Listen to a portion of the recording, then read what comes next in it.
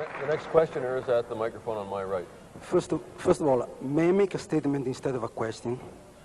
A short statement, and then maybe a question.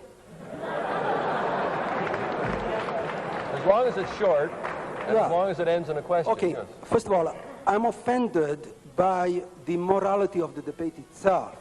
We presume that socialism is what it's supposed to mean and not what is meant in the mind of so many people. In other words, socialism is connected with Gulag, Ukraine, famine, or whatever, and capitalism is meant with the 19th century starvation of the masses. Okay, that's not what I came here for. I came here for the moral, simply for the moral aspect of it. And I'm going to talk about the morality.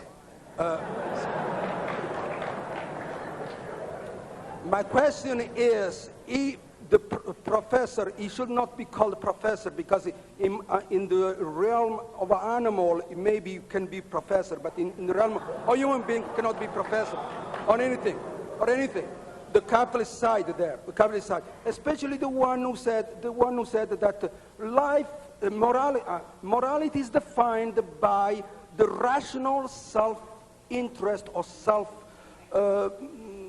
self-interest. Okay. I would like to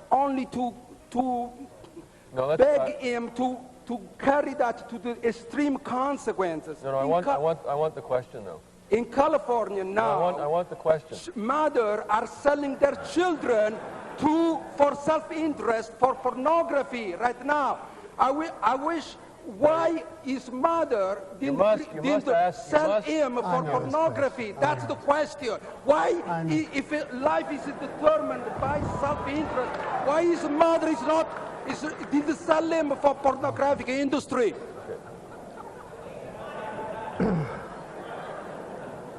I'm sorry to say that the hysteria and the form in which that question was asked is a direct result of the fact that people put forth the ethics of self-sacrifice on religious grounds as though it's a revelation. Consequently, people do not even believe that moral issues can be open to reason, and if they disagree, they resort to vilification and apoplexy. That is a sign of a wrong approach to the entire subject of ethics. If I translate that question, I'll do what I want with my 2 minutes, please. I'll just ask him to be quiet, please. No. You had the floor, and the speaker must have the floor. If I were to translate that question into something resembling intelligibility,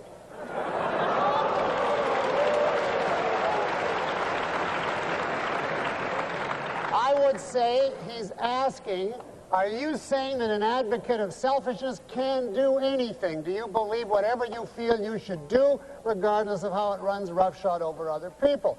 And if he had asked the question that way, he would have seen that I already answered that by saying that selfishness does not equal doing whatever you feel like.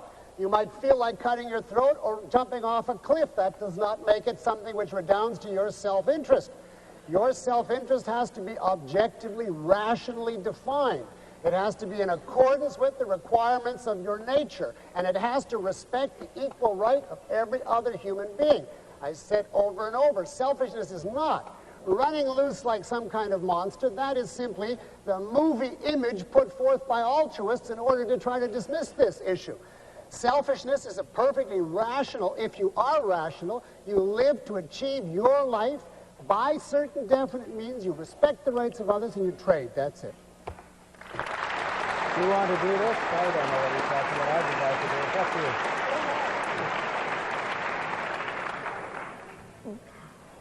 you. I'm sorry that the questioner got a little carried away. I'm even more sorrier that Professor Peikoff was so snot-nosed to him, and I apologize to you for that.